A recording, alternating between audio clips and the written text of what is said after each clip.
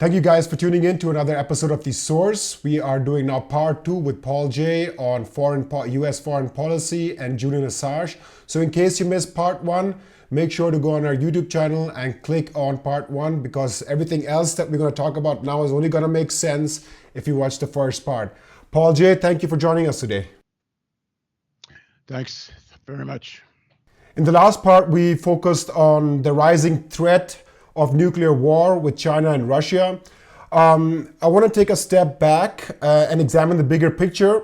How would you summarize Biden's foreign policy? You can also include China in this. Has it escalated with China, Iran, and Russia? How would you assess the situation at the moment? Well, very dangerous. The United States is in a quandary. They don't really know what to do. The big tech and finance desperately want at the Chinese market. The Chinese market's getting wealthier. The consumer market's getting stronger and stronger. To be shut out of the Chinese market is unthinkable for sectors of American capital. Other sections of American economy, and this is where it gets contradictory because some of the ownership's the same in terms of the financial sector. But the military-industrial complex, they like all the tension with China, as I said in the earlier part 1 of our interview. So there's a lot of complicated processes going on. It's not like there's some grand cabal of leaders with a big rational plan. It's very chaotic.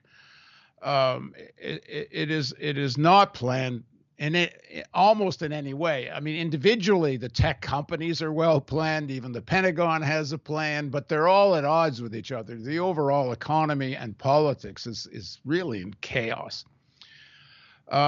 So in terms of the Biden foreign policy, he hasn't changed much from the Trump foreign policy, in truth. I would say that he's less aggressive on Iran, but he's still holding to a lot of the sanctions or most of the sanctions on Iran, but at least they're talking about the possibility of renewing the Iran agreement. That's better than Trump.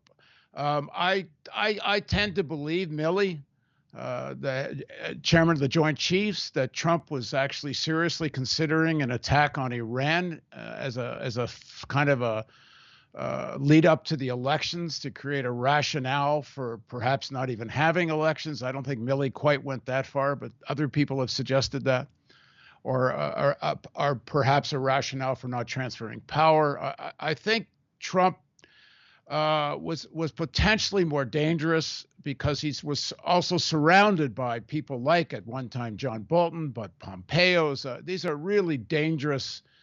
Some of them Christian nationalists who actually, like Pompeo, might even welcome the apocalypse. I mean, I don't know if Europeans, as crazy as Europe can get, I don't know if they realize how nuts the United States is. From here, it makes Europe look sane. And I know you're dealing with your own, in Europe, the rise of fascism, fascist movements, I should say, and so on, and craziness in Eastern Europe. But boy, I don't think it holds a candle to what's going on in the U.S. And given that U.S. is the center of the capitalist world and has so many weapons at its disposal, it's more dangerous. So there's contradictory processes going on, but that was true in the lead up to World War II.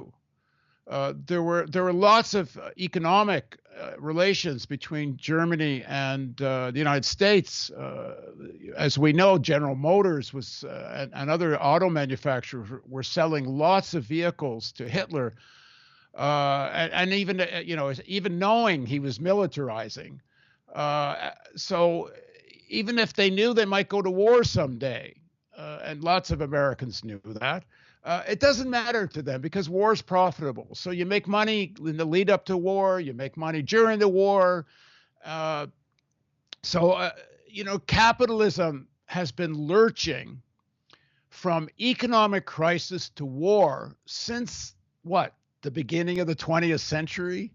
I mean, has there been a decade where there hasn't been either a major economic crisis or a major war? I'm not sure there's been a decade. And so then go look at the American military. What exactly does this $1 trillion a year do for them? You know, the classical left formation analysis, well, and it used to be true, that, you know, imperialism uses its military power to secure raw materials and markets and control the world as much as they can, and eventually these countries bump into each other and they fight. Of course, there's still truth to that. But what exactly this enormous military capacity of the United States, all the bases, all the aircraft carriers, all the air power, and so on and so on, what the hell have they won? Since World War II, they have lost. They didn't win North Korea, which they really wanted to conquer and make part of the Western world. They lost that. They lost in Vietnam. They lost in Iraq. They lost in Afghanistan. You know where they won? Grenada. Like, they don't win major wars. The massive military footprint in Europe, it did not stop the Soviet Union, because the Soviet Union never intended to invade Western Europe. What the hell would they do with it if they invaded? It's impossible. If direct invasion and colonization was really profitable, like, is China going to invade Australia? Listen, if it was profitable to invade and colonize Australia, the Americans would have done it already. And they're the ones that have the power. I mean, they can't even invade Venezuela. How come they haven't invaded and overthrown Maduro? Oil, a government they hate. All the propaganda in the United States about how horrible he is. And by the way, I'm actually no Maduro fan myself, but not the way the Americans are. That being said, they can't even invade Venezuela. Why? Because the Venezuelan people will rise up and fight them forever until they throw them the hell out. And there's not enough money to be made out of invading Venezuela and fighting there, because that's the key to it. They don't even care if they win wars. It's the process of the war itself that's so profitable for the arms industries that you fight even if you know you're going to lose. They knew they were going to lose Vietnam, but they fought for years. Why? Yeah, partly, if we say we've lost, look at the prestige and strategic positioning we will lose. Don't ever forget those phrases again. But they knew eventually they were going to lose. Why keep at it with millions of deaths of Vietnamese and Cambodians and Laotians? What is it, 55,000 deaths of American soldiers? Money. Money making. Why did they keep fighting in Afghanistan for so long? You know, I was in Afghanistan. I made a film there in 2002 called Return to Kandahar. People can watch it on my website. The solution to the Afghan war was so simple if they really wanted to win.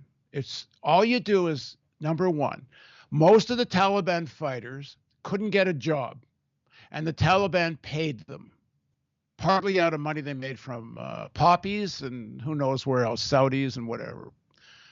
All you had to do was offer all the Taliban fighters jobs and cable TV or satellite TV. That would have been the end of the war. You could have legalized the purchase of the poppies. There was an excellent plan created.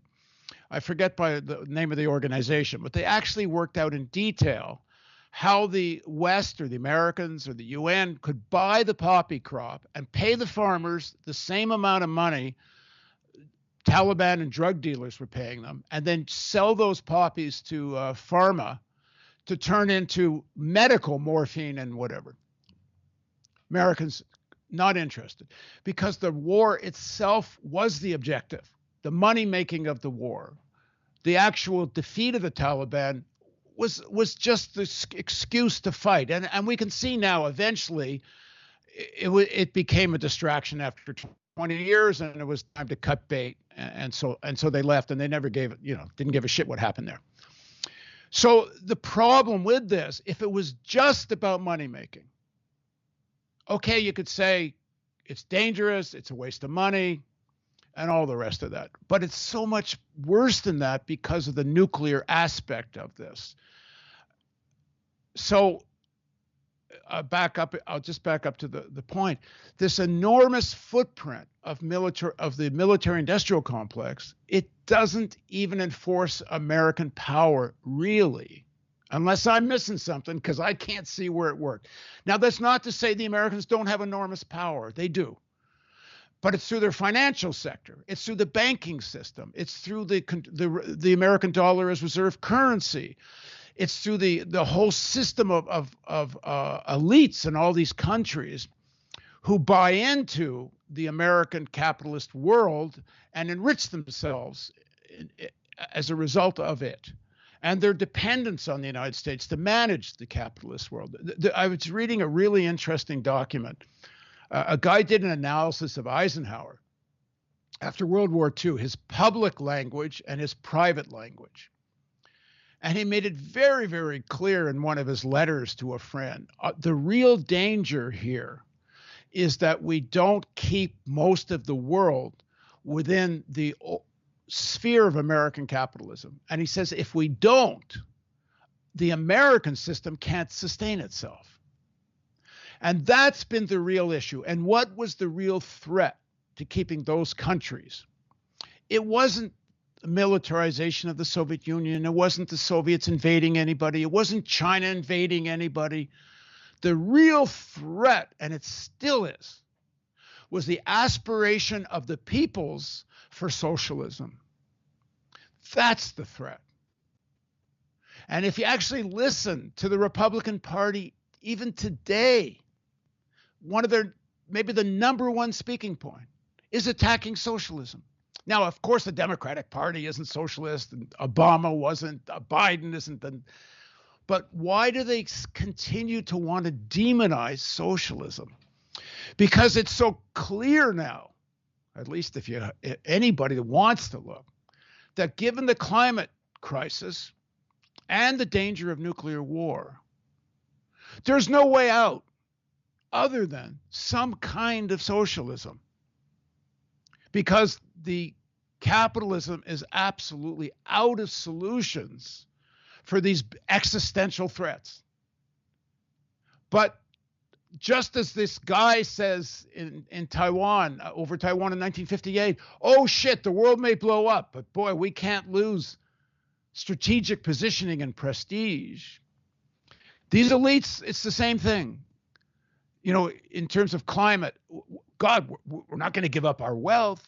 We're not going to give up being billionaires. So somehow we'll survive and fuck the world. And so if we don't get organized and make sure that people see the reality of their existence, because, I can talk more about the U.S., but of course it's in Canada too, because I go back and forth, but it doesn't matter whether it's there or Europe or whatever. Babies are born into a world they don't choose, and their identities are created based on the culture, the society they grow up in. And there's a very deliberate attempt to socialize kids in schools. In the U.S., every morning they have to stand up and put their hand on their heart and say, I pledge allegiance to the United States of America, and the flag for flying, and, to the American state. My kids went to school in the States. I told them they don't have to stand. And it was so great because the teachers agreed with us and said, yeah, we don't think they should have to stand either. But imagine in rural America and suburban America, where kids grow up, their whole identity is caught up in being American. But it's not in their own interest. And so if we don't get through to workers in all of our countries and revitalize the unions and get people understanding how dangerous this moment is, what's Chomsky's line? Organized human society ain't going to be around very long. Let us switch gears here now and move to a topic which some could say is the biggest press freedom case of the century. at least when it comes to Western society. And this is the case of Julian Assange. Once again, this topic has fallen in the backdrop with the whole corona coverage making headlines. You've been working together a lot with the legendary whistleblower Daniel Ellsberg, who published the Pentagon Papers in the 70s. What similarities do you see between the case? And the second part of the question is, if Julian Assange gets extradited to the United States, is there still a chance to win the fight for press freedom? Well, in some ways, the prosecution, but the better word is persecution of Julian Assange, in some ways is actually more significant than the Ellsberg case. Ellsberg actually did steal top secret classified documents. And in theory, at least, according to some American law, it was against the law. He knew what he was doing, and he was quite right to do it. And, in one way or the other, it helped in the end bring down Nixon, because they broke into his psychiatrist's office and his case got turfed, and it led to the Watergate exposure and so on. But what Ellsberg did, or what Snowden did, that's a kind of whistleblowing, that in theory is illegal. I don't agree with the laws. I think the public interest trumps those laws. But what Assange did is not, there's no way it should be illegal. What Assange did is publish what the New York Times published and what newspapers around the world published. And in fact, the Obama administration had decided not to prosecute Assange for exactly that reason, because it meant that if we prosecute Assange, then we need to prosecute the New York Times or McClatchy or the Washington Post, who were all publishing stuff from WikiLeaks. And they decided, well, we're not going to go there. And so they dropped it. And then Trump renews the prosecution and Biden continues the prosecution. So what are they saying? Well, we know now, apparently Trump went even further, and Pompeo were talking about how to kidnap Assange, how to kill Assange. And I think there's kind of two parts here. One is, if the Obama administration reached the conclusion that if we prosecute Assange, we'll have to prosecute these newspapers. Well, maybe that's exactly the message they do want to send now to the newspapers. Maybe the real target here is the American press. It may be that they actually don't care if they really extradite Assange or not. Maybe they would just like to keep this going and see if he doesn't just die in jail in England.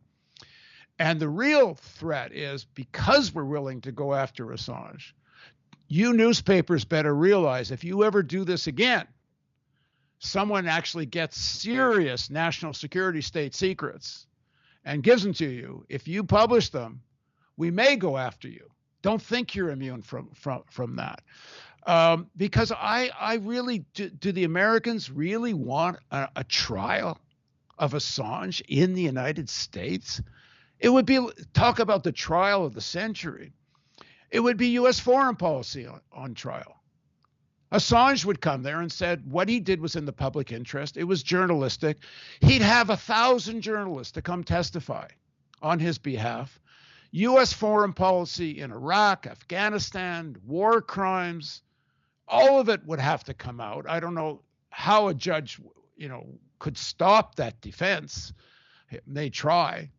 I mean, it's hard to imagine that the Americans actually really want this trial. So what do they want? Why is Biden pursuing the prosecution? It must be because the national security state has said to Biden, we need to scare the shit out of anyone that tries to do this again.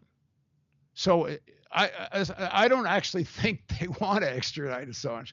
They would like him to die in jail in England, and or something else terrible, because the national security state relies on a narrative, a fabric of lies to justify this massive military expenditure, wars of aggression, whether it's Vietnam, Iraq, Afghanistan in the end, you name it.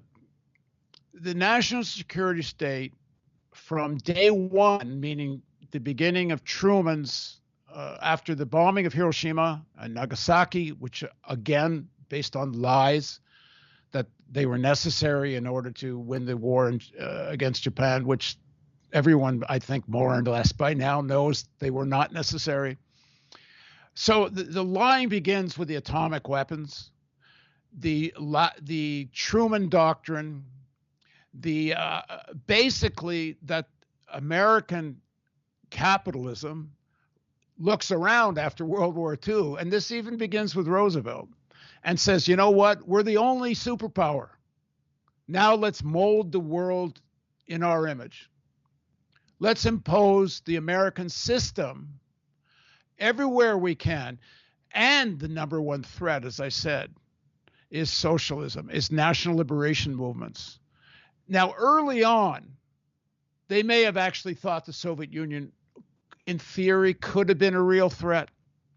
But pretty early on, they realized it wasn't. Ellsberg tells the story. It's a very important piece of this documentary I'm doing with him. Around 1960, I guess it is, when Kennedy runs for president, he talks about the missile gap. And and there's this whole propaganda coming from the Air Force and Curtis LeMay and others that the Soviet Union has around 1,000 ICBMs that can hit the United States, and the U.S. has maybe 100 or 200. And the missile gap is so much on the side of the Soviet Union that they might have a first strikes. And there needs to be a massive plan to build nuclear weapons in the United States. Well, when they started flying U-2s and satellites, they actually looked at how many ICBMs they really had, Soviets had. And for people that don't know this, it's astounding. They didn't have 1,000. The Soviet Union had 4. 1, 2, 3, 4. In fact, there was a missile gap entirely in favor of the United States.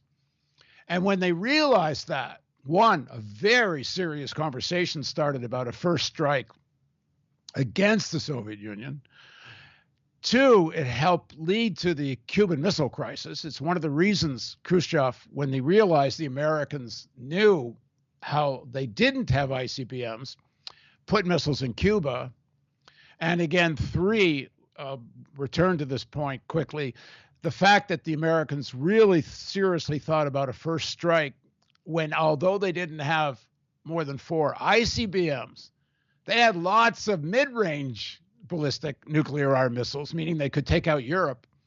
And the Americans, at least many of the American leadership, didn't give a shit if that happened.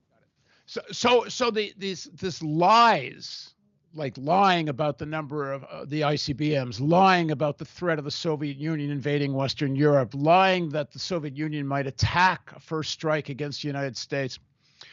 When they start to realize that the Soviet Union is actually in a defensive posture, not offensive, the lies expand exponentially, and they now know, one, they actually don't have to have this massive military strength because of the Soviet Union.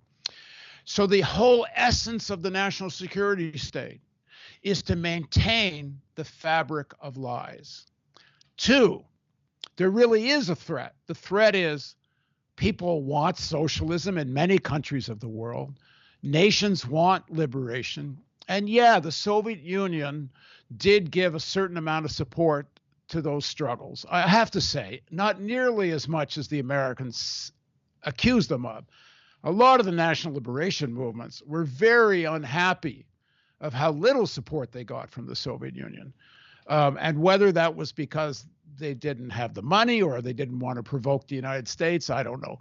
But they did do some. So yeah, the Soviet Union was the enemy, partly because of that, and partly, of course, it was this enormous population outside of American-led capitalist world. And then China leaves the American-led capitalist world. So now you've got, what, more than half the population of the world, I think, outside of American capitalism. That's a big deal, which eventually gets, resolved by, the fall of the Soviet Union and China becoming so incorporated into Western capitalism. So the lying is at the heart of it. So if you go and get people really inside the national security state and reveal the war crimes, the lying, the bullshit of the arms industry, that's like putting a dagger into a place you're not allowed to go. And I'll go back to this point. I think the real target of the Assange persecution is the American press, telling them, do this again, and we might very well come after you. So this case of Assange is of extreme importance to press freedom, and as I say, even more than the Ellsberg case. And so the defense of Assange, the denunciation of this prosecution, and the fact that so many of the damn newspapers that actually did publish this stuff before won't now defend Assange and keep quiet about what's going on, it shows that it's working. They are intimidating these people. Paul J., journalist, filmmaker, thank you so much for joining us for this two-part series. My pleasure again. And thank you guys for tuning in today. Don't forget to subscribe to our YouTube channel by clicking on the bell below, and to donate so we can continue to produce independent and non-profit news and analysis. I'm your host, San Raza. See you guys next time. These are the building blocks that make up our organization and the goals we would like to achieve. In order to continue our journalism until 2022 and realize these values fundamental to our democracy, we need 1,000 supporters in our crowdfunding campaign, donating only €5 or dollars per month via Patreon or bank account. Right now, we have only 200 supporters and are not able to take the next step. Our future is in your hands. Strengthen independent journalism and be part of meaningful change.